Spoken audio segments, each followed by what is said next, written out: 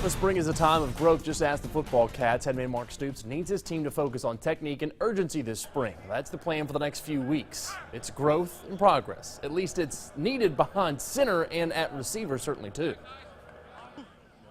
Yeah, definitely. Those guys, they need some reps, and I'm sure it's tough on the quarterbacks as well because they all want to be the guy and be with the ones the whole time and getting that experience, but we're not at that point yet, so it is what it is. The QB race is always going to be the one that draws the most attention every spring. Everyone wants to know who will be the guy behind center. They want to know as early as possible so they can dissect and break down that guy's game. It's just what we do. Silent Blue fans too, but it's important to remember that when the guys aren't separating themselves, it's not necessarily a bad thing. There's no question.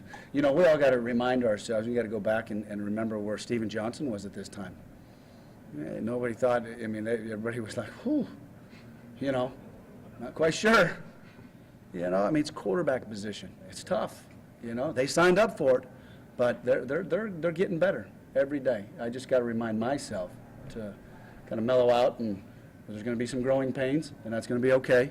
But that's where everybody else has to pick it up. That's where our offensive line that are more experienced have to bring that energy and that juice. And I'm tired about talking about youth at receiver. We have no more youth at receiver, okay? There is no more. So it's a team effort, but at the QB spot, you have to be the leader. Make quick decisions and make the right decisions. It isn't easy. That's what the guys signed up for behind center, like you just heard from Coach Gran. So how's it all shaking out? What's it look like in practice according to QB coach Darin Hinshaw, and what's the breakdown of the tape?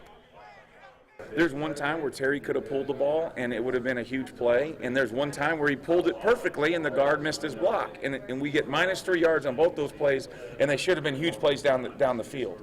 So again, we got to continue. Everybody on the offense has to continue to do their own job, but at quarterback we've got to limit the mistakes that are fixable, and then with the decision and targets that are hard, we've got to do better in making those decisions and our opportunity balls down the field.